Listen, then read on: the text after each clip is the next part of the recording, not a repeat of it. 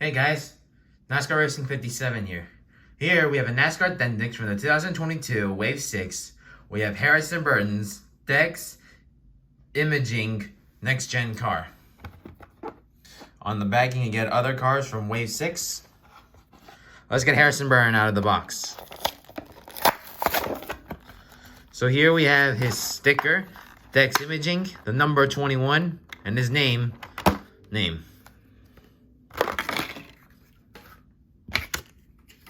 So here we have Harrison Burton's car. So Harrison Burton was a rookie in the 2022 NASCAR Cup Series. So on the back you have the rookie stripes, the number 21, DEX Imaging, a white spoiler, DEX.